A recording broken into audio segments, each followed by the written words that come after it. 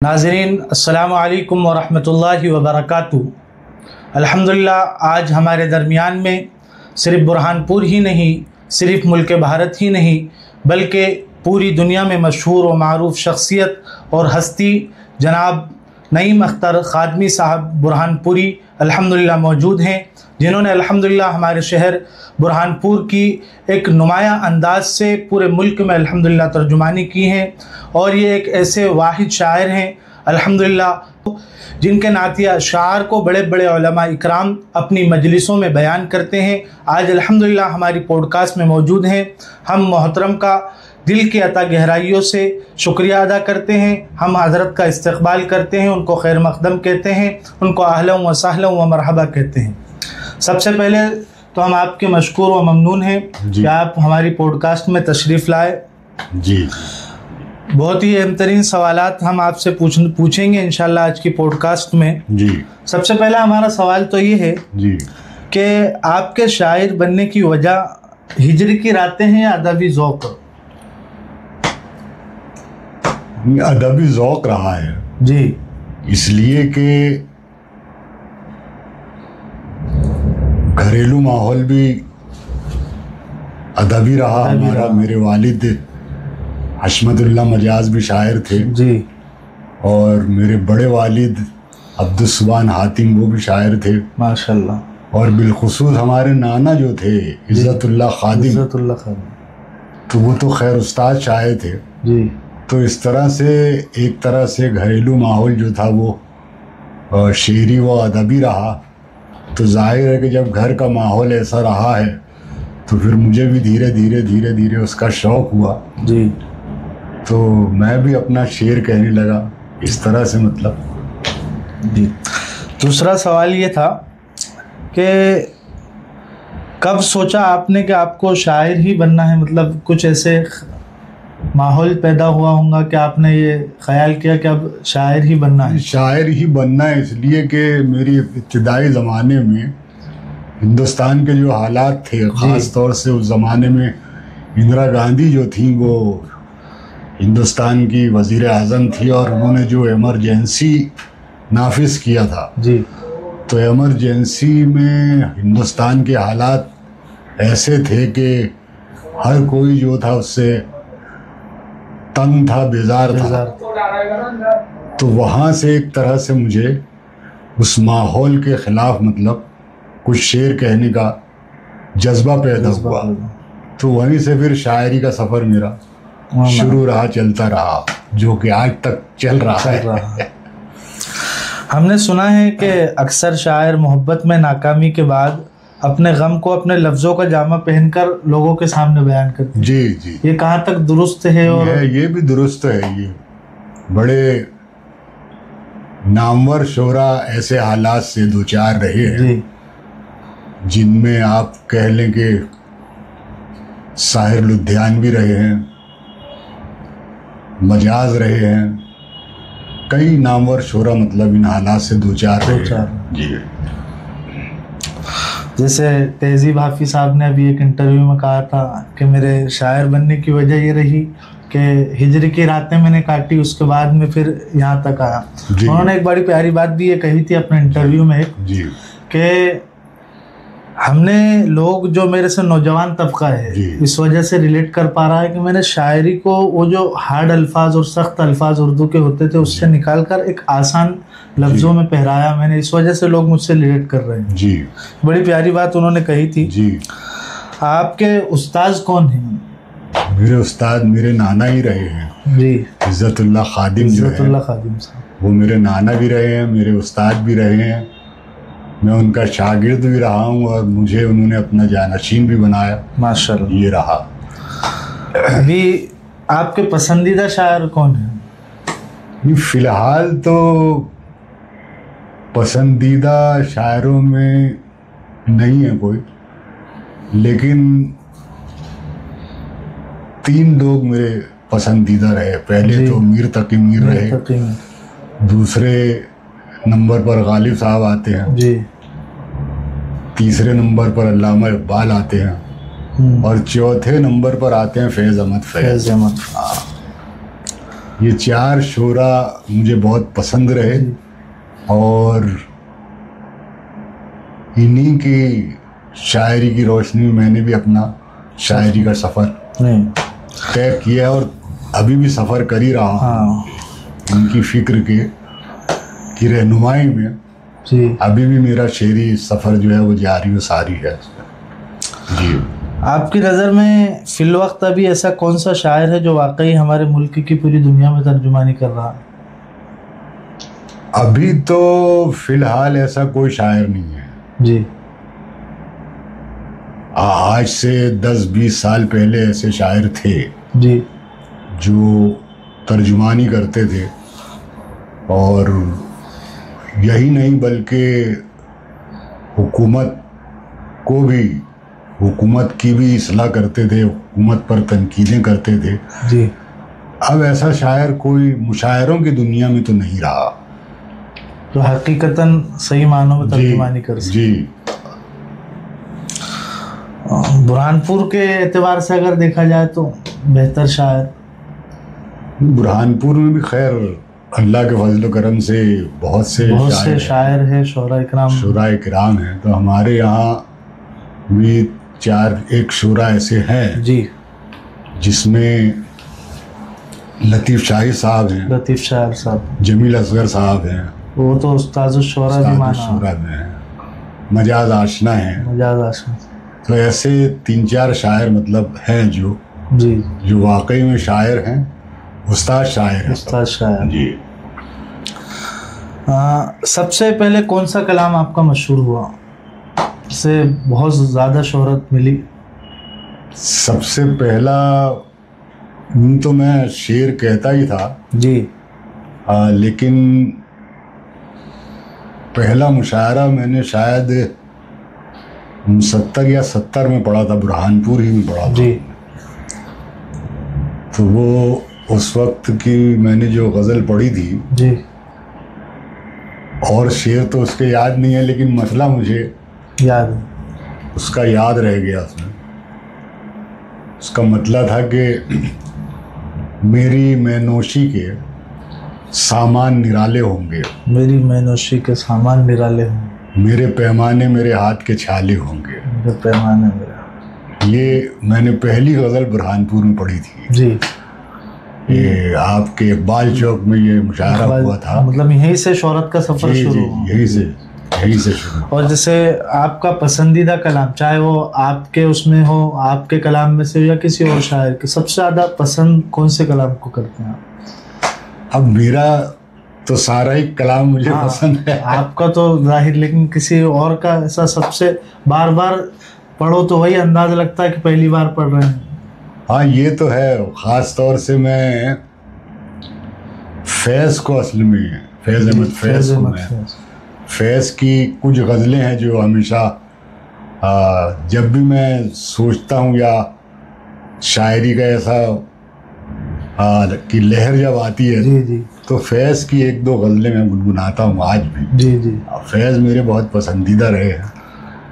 उनका तकरीबन एक उनकी नज़म है जो हम देखेंगे जी, जो मतलब इनकलाबी बन गया और प्रोटेस्ट वगैरह में भी इस्तेमाल हो रहा। वो एक वाक़अतन ऐसी है कि उसे बार बार सुनने का दिल करता है। जी। आपकी ज़िंदगी का सबसे यादगार मुशायरा कौन सा रहा? वैसे तो कई मुशायरे रहे हैं जो याद बन गया हो, जिसे भुलाना वाक़अतन बड़ा यादगार मुशायरा रहा हो। हाँ वैसे तो जैसे कई मुशायरे ऐसे रहे हैं कि जो आज भी नक्श हैं जी, जहन पर नक्श हैं आज भी। मैंने बुरहानपुर से वैसे तो आसपास के शुरू में मैंने मुशायरे पढ़े थे आसपास करीब के, लेकिन पहला बहुत बड़ा मुशायरा मैंने पढ़ा था धूलिया में बहुत बड़ा मुशायरा हुआ था। तो वो मुशायरा मेरे लिए आज भी यादगार है मुशायरा। और एक मुशायरे में आपने कहा था कि मेरी एक गज़ल है जिसकी तारीफ सलमान खान ने भी की थी। क्या वाकई वो कौन सी गज़ल थी और क्या क्या सूरत हाल पैदा हुई थी वो सलमान खान तक वो गज़ल पहुंची और उसने आपकी तारीफ वो की? गज़ल ऐसे पहुंची कि एक सिंगर है मुंबई में जी, दानिश आलम करके, दानिश आलम, तो उन्होंने मुझको टीवी पर सुना था। जी, वो मेरी गज़ल है कि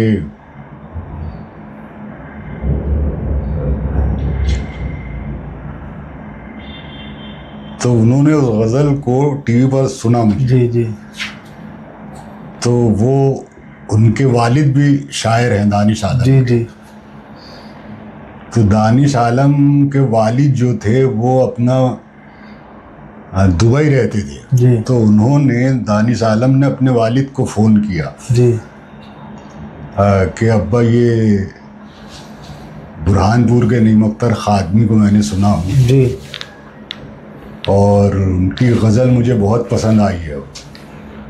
वो उसके गज़ल के मतलब उसका यूँ कि वो मेरे पास आना चाहता है, हाँ, मगर कोई बहाना बहाना चाहता है। चाहता, जी, वो मेरे पास आना चाहता है मगर कोई बहाना चाहता है।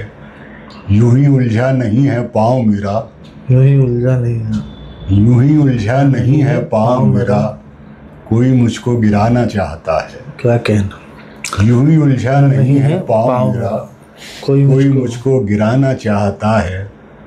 और बराबर में वो आया तो मैं समझा, बराबर में वो आया तो मैं समझा, वो मुझसे आगे जाना चाहता है। क्या कहना, बराबर में वो आया तो मैं समझा, वो मुझसे आगे जाना चाहता है। तो उन्होंने उनके वालिद से कहा कि अब्बा मुझे ये नईम अख्तर खादमी की ये गज़ल चाहिए जी, और मैं इसे एक सीरीज़ में, सीरियल में, मतलब ये कि ये गज़ल को लेना चाहता हूँ। तो उन्होंने कहा ठीक है मैं पता करता हूँ उसमें। तो उन्होंने कई शोरा से, बल्कि वो शोरा जो हैं वो भी ज़रा थोड़ा सा तंग दिल होते हैं इस मामले में।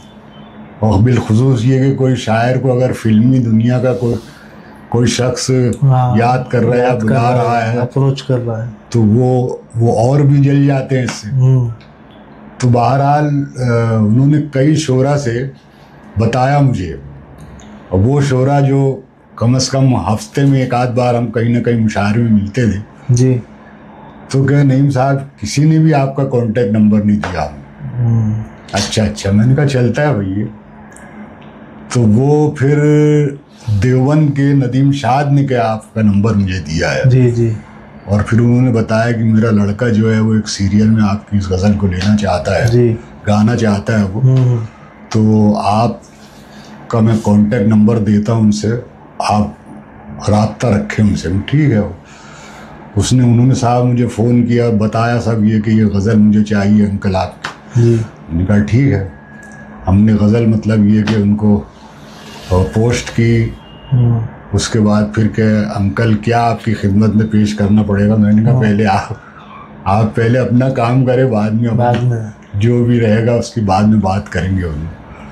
तो उन्होंने फिर एक सीरियल में ये इस गज़ल को लिया, इस्तेमाल किया। हाँ। अच्छा, वो चूँकि दानिश जो हैं तो अक्सर सलमान खान के साथ रहते हैं। जहाँ भी शूटिंग रहती है वहाँ सलमान के साथ रहते हैं वो। तो एक शायद बेंगलोर में या हैदराबाद की बात है, वो शूटिंग के बाद जब फ्री हुए तो दानिश ये गज़ल सुन रहे थे इसमें से। तो वो गज़ल आवाज़ जो थी वो सलमान के कान तक भी पहुंची जी।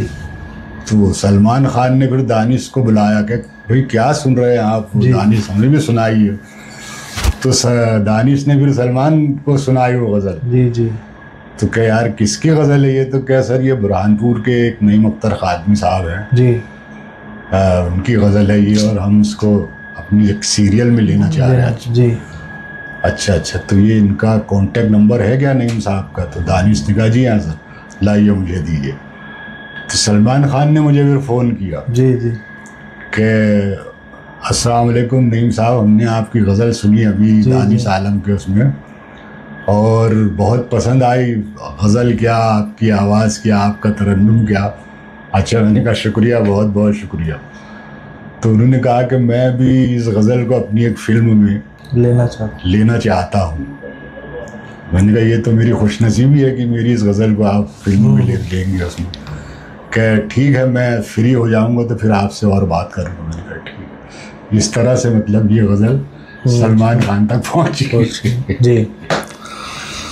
तो अभी फिलवक्त में जैसे अल्लामा इकबाल और इसी तरीके से मिर्ज़ा गालिब अपनी सदी के, ऐसा था कि एक एक उनका शेर एक एक सदी की तर्जुमानी करता था।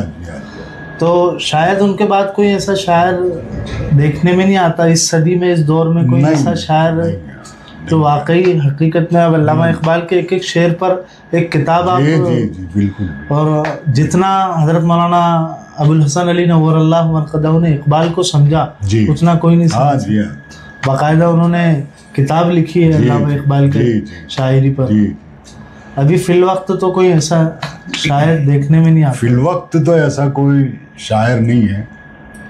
हाँ, कुछ नुमाइंदा थे भी, जैसे हमारे जनाब राहत साहब, मरहूम राहत साहब थे, और इसी तरीके से मुनव्वर राना थे। अभी फिलवक्त में उनके तबरेज़ राना है, उनके फर्जंद है। मतलब वो शायर तो नहीं है तकरीबन ऐसा लगता है, लेकिन उनके वालिद के लहजा भी नकल करते और बाकायदा उनके वालिद के अंदाज में वो पढ़ते भी, उन्हीं की शायरी पढ़ते हैं।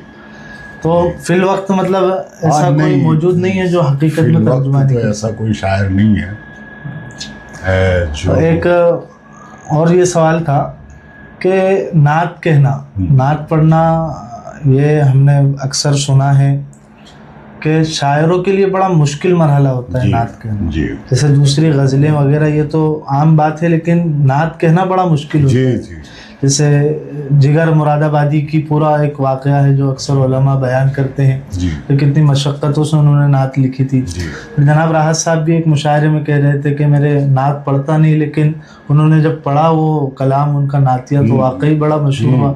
आपका भी वो जो नात है माशाल्लाह हर एक की ज़ुबान पर रहती है। क्या हकीकत है इसके पीछे? मतलब नात कहना बहुत दुश्वार कुन मरहला तो है ही। मतलब ये कि आप समझ लीजिए कि उल्मा हो या शूरा हो जी, नात गोई के ताल्लुक से ये कहते हैं कि नात कहना गोया तलवार की धार पर चलने के बराबर है। इस कदर उसमें यानी कि ख्याल रखना पड़ता है सारी बातों का। तो मेरी एक नात आज से तकरीबन 20 साल पहले इंडियन एम्बेसी वाले जी मुशायरा करवाते हैं जी दोहा में, और वो उम्रा भी करवाते हैं शोरा को, जिन शोरा को बुलवाते हैं उनमें शाजिया बाजी वगैरह। जी। तो वो आज से 20 साल पहले मिराज फैज़ाबादी, इकबाल अशहर और कई शोरा गए थे। जी। तो मुशायरे के बाद जब ये लोग उम्रा किया उन्होंने और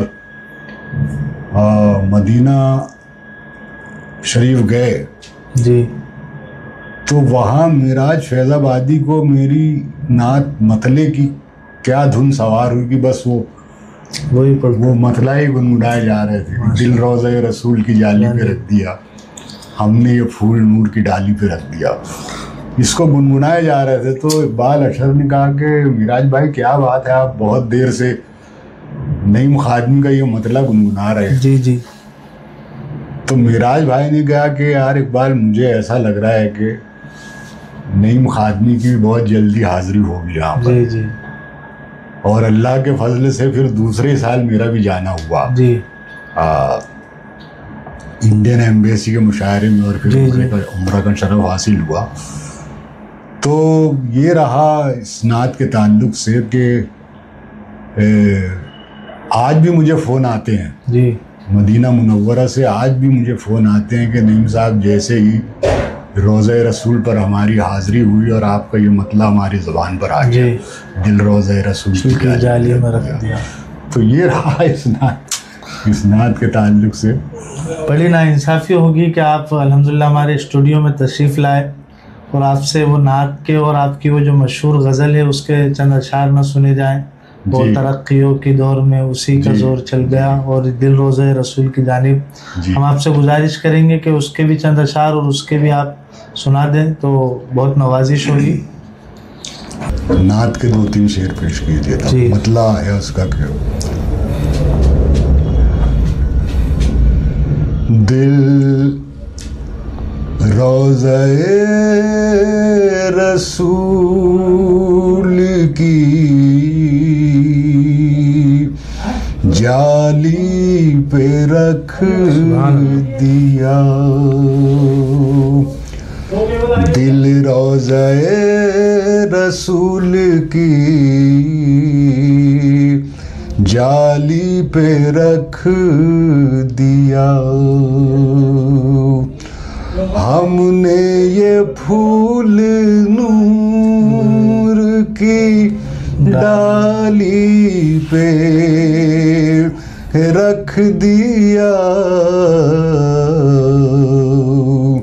हमने ये फूल नूर की डाली पे रख दिया, दिल रोज़े रसूल की जाली पे रख दिया। और शेर मुलाज़ा फरमाया जी। अपना वजूद अपना दम अपनी आखिरत, अपना वजूद अपना दम अपनी आखिरत, हमने तो सब मदीने के वाली पे रख दिया, हमने तो सब मदीने के वाली पे रख दिया, दिल रोज़े रसूल की जाली पे रख दिया। पलकों की लब कुशाई से पहले या अपनी, पलकों की लब कुशाई से पहले या अपनी, अंजाम ख्वाब चश्मे सवाली पे रख दिया,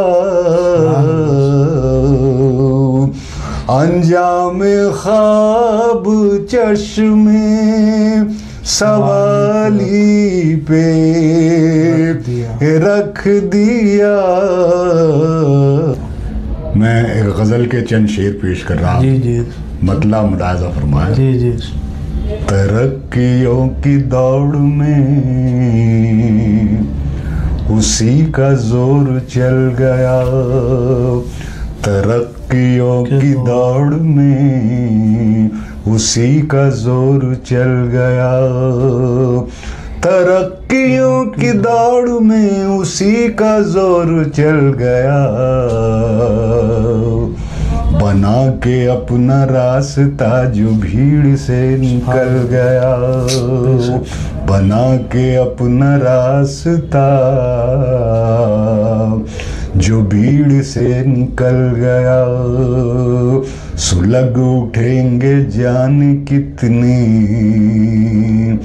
दिल हसद की आग से, सुलग उठेंगे जाने कितनी दिल हसद की आग से, सुलग उठेंगे जान कितने दिल हसद की आग से,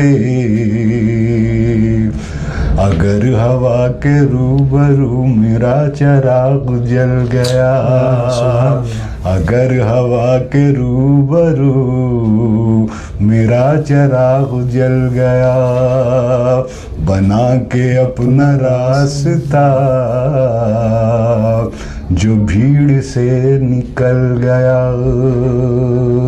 और ये शेर मुलाजा फरमाए। मेरा ये शेर अक्सर वहाँ पार्लियामेंट में जी कुछ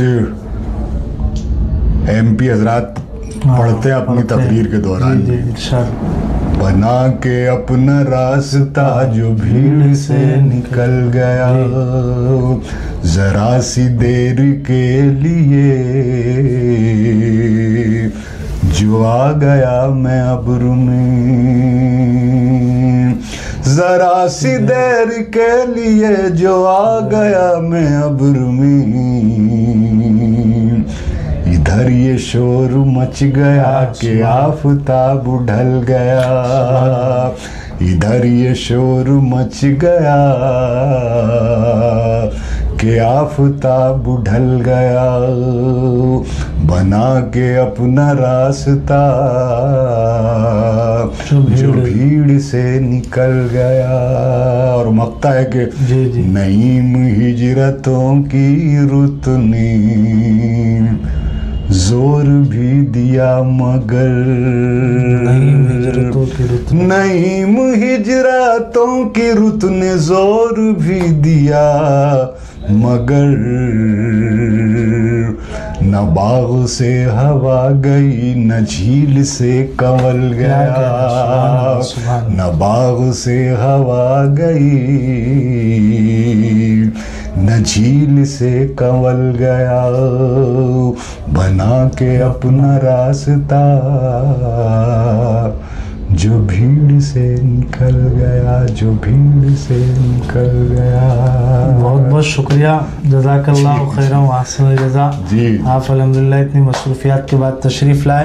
आप तमाम नाज़रीन से गुजारिश है कि आप वीडियो को ज़्यादा से ज़्यादा शेयर करें, ज़्यादा से ज़्यादा लोगों तक पहुँचाएँ। आइंदा इंशाअल्लाह फिर किसी मेहमान के साथ आपकी खिदमत में हाजिर होंगे।